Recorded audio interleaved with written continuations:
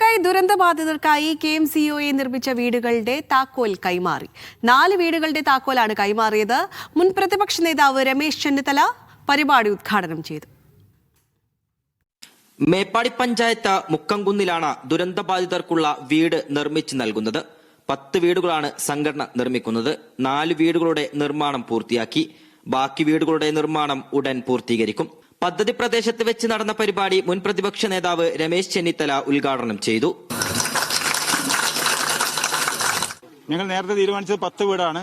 10 വീടുകളിലെ 4 വീടുകൾക്ക് മാത്രമാണ് ഇതുവരെ സ്ഥലം കണ്ടെത്താൻ കഴിഞ്ഞുള്ളൂ.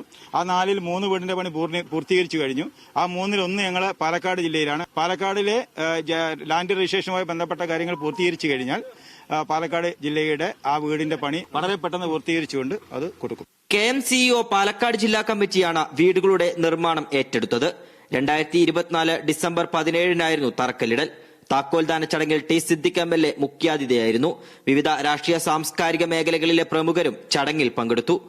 ഉരുളെടുത്ത മുണ്ടക്കൈയിലെയും ചുരൽമലയിലെയും മനുഷ്യരുടെ ജീവിതം ഇന്ന് അതിജീവനത്തിന്റെ പാതയിലാണ്. വിവിധ സന്നദ്ധ സംഘടനകൾ നിർമ്മിച്ചു നൽകുന്ന വീടുകൾ ദുരന്തബാധിതർക്കായി കൈമാറി തുടങ്ങി. സർക്കാർ ടൗൺഷിപ്പും അന്തിമഘട്ടത്തിലാണ്. മീഡിയ 1 വയനാട്.